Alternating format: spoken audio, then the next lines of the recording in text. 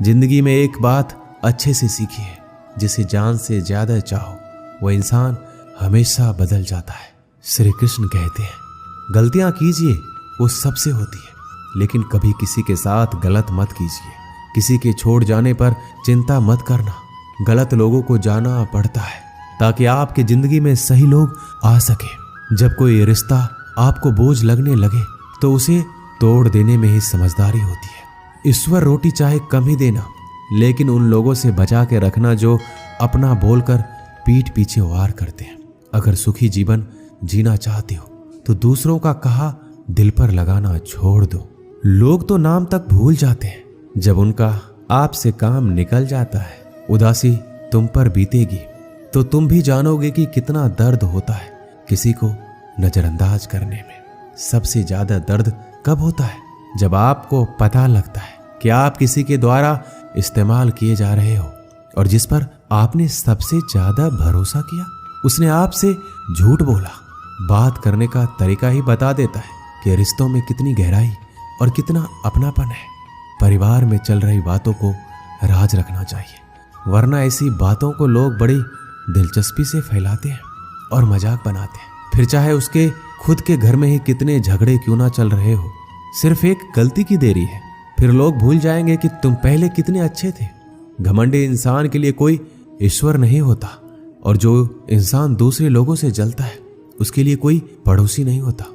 जिस इंसान के साथ आपकी गलतफहमी है केवल उसी से बात करो। दूसरे लोगों से करोगे तो बातें बढ़ सकती है, जीत भी फीकी लगती है। अगर कोई बधाई देने वाला आपके साथ ना हो और हार भी सुंदर लगती है। अगर कोई अपना आपके साथ खड़ा हो तो रात भर गहरी नींद आना इतना आसान नहीं होता। उसके लिए दिन भर ईमानदारी से जीना पड़ता है। आपकी सबसे बड़ी जिम्मेदारी यह है कि आप खुद को हमेशा खुश रखो। थोड़ा झुकने से अगर रिश्ता टूटने से बचता है तो झुकना ही बेहतर है, क्योंकि अकड़ तो सब में होती है, लेकिन झुकता वही है जिसे रिश्ते की फिक्र होती है। कसूर तो बहुत किए जिंदगी में, पर जहां सजा मिली वहां हम बेकसूर थे। किसी का हाथ तभी पकड़ना जब आप उसका साथ अच्छे से निभा सकते हो। जिंदगी में अक्सर उसी इंसान को धोखा मिलता है जो किसी को धोखा देने की सोच भी नहीं सकता। जब नए लोग मिल जाते हैं तो पुराने बोझ लगने लगते हैं। भरोसा भगवान पर रखना, लोगों पर नहीं, क्योंकि धोखा लोग देते हैं, भगवान नहीं। आजकल धोखा भी लोग बड़े ध्यान से देते हैं। इधर प्यार जताते हैं और दिल कहीं और लगाते हैं। अब डर सा लगता है उन लोगों से जो कहते हैं मेरा यकीन तो करो, मैं हर दुख में तुम्हारे साथ हूं। जिस्म पर जख्म दे दो तो चलेगा, लेकिन आत्म सम्मान पर खरोच बिल्कुल भी बर्दाश्त नहीं है। खुलकर जीना है तो कभी किसी पे मत मरना। किसी को फोर्स मत करो कि वो तुम्हें याद करे। कुछ दिन खामोश रहकर देखो उसकी जिंदगी में आपकी कितनी वैल्यू है। एक बात बोलूं, अगर आप किसी को हर्ट करो और वो खामोश हो जाए तो समझ लेना कि वो खुद से भी ज्यादा आपको प्यार करता है। अपनी झोपड़ी में राज करना दूसरों के महल में गुलामी करने से कहीं ज्यादा बेहतर है। प्रशंसा से पिघलना मत और क्रोध से जलना मत।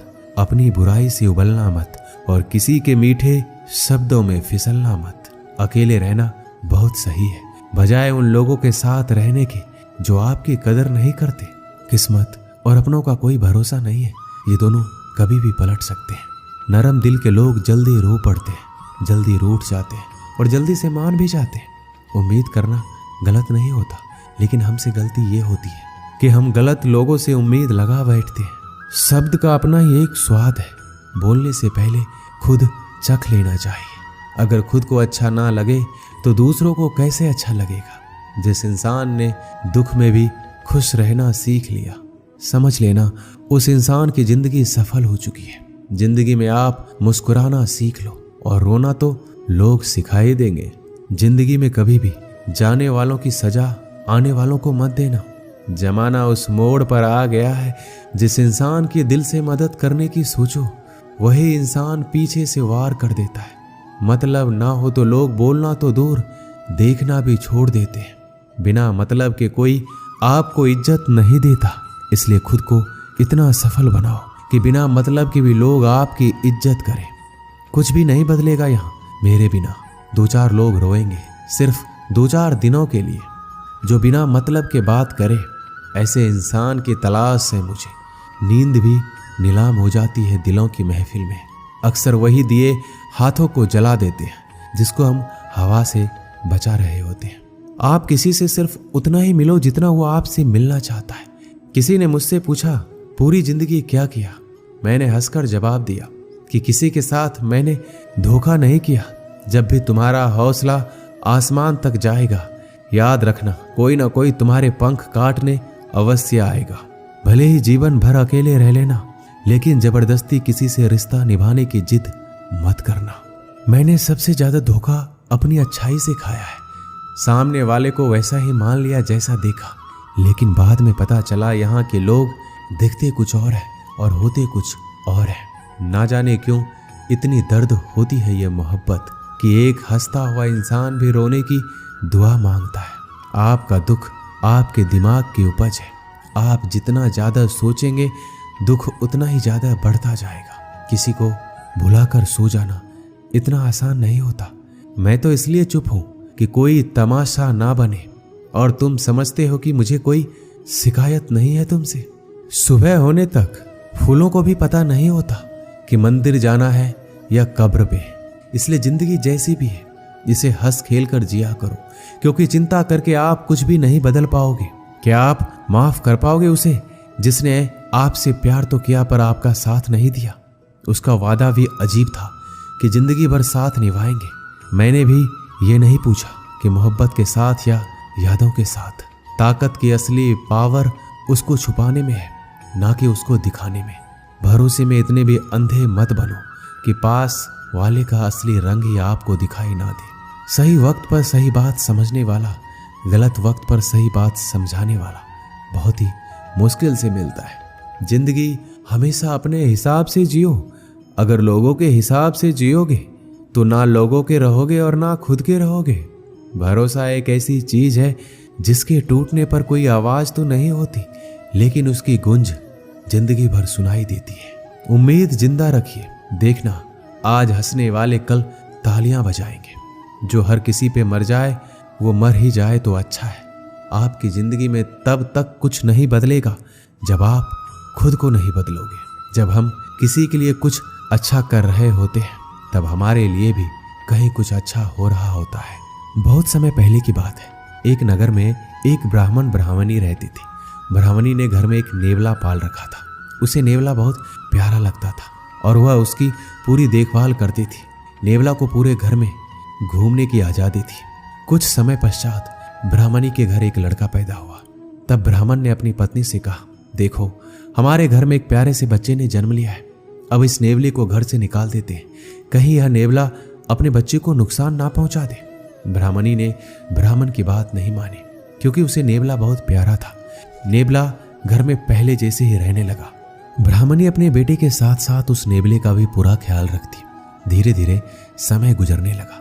एक दिन ब्राह्मणी कुएं के पास पानी लेने के लिए गई। बच्चा घर पर पालने में सो रहा था और नेवला पास में ही आराम कर रहा था। इतने में कहीं से सांप आया और बच्चे के पालने की तरफ बढ़ने लगा। नेवले ने सांप को बच्चे की तरफ आता देखकर सतर्क हो गया। नेवला तो वैसे भी सांप का दुश्मन होता है। नेवला सांप के ऊपर टूट पड़ा। बहुत देर सांप से लड़ाई करने के बाद नेवले ने सांप के टुकड़े टुकड़े कर दिए। इस कारण घर में हर तरफ खून के छींटे बिखर गए। नेवले का मुंह भी खून से भर गया। नेवला बहुत ही खुश हुआ कि उसने अपने मालिक के बेटे की जान बचा ली। वह अपनी बहादुरी दिखाने के लिए घर के दरवाजे पर बैठ गया, ताकि ब्राह्मणी जब आएगी तो उसे इस काम के लिए शाबाशी देगी। जब ब्राह्मणी कुएं से पानी लेकर लौटी तो उसने दरवाजे पर खून से सने हुए नेवले को देखा। यह देखकर बहुत ही घबरा गई। उसने सोचा कि इस दुष्ट नेवले ने मेरे बेटे को मार दिया है, इसलिए वह गुस्से से आग बबूला हो गई। उसने अपने पानी से भरे हुए घड़े को नेवले के ऊपर जोर से पटक दिया और नेवला की वहीं तुरंत मृत्यु हो गई। ब्राह्मणी रोती हुई घर के अंदर भागी तो उसने देखा बच्चा तो आराम से पालने में सो रहा था और पास में ही मरे हुए सांप के टुकड़े पड़े हुए थे। यह देखते ही उसे अपनी भूल मालूम हुई। ब्राह्मणी अब पछताने लगी कि नेवले के अच्छे काम के बदले मैंने उसकी जान ले ली। ब्राह्मण जब शाम को घर लौटा तो सारी बात बताई। उसने ब्राह्मणी से कहा, बिना सोचे विचारे जो काम किया जाता है उसका ऐसा ही परिणाम होता है। दोस्तों, हमारे जीवन में भी बहुत सारे ऐसे पल आते हैं जिसमें हम आवेश में आ जाते हैं। ऐसे में भावनाओं में बहे बगैर पहले सोचें, समझें और फिर निर्णय लें, क्योंकि कुछ देर बाद हमें अपनी गलती का एहसास होता है और तब फिर पछताने के अलावा कुछ हाथ नहीं लगता।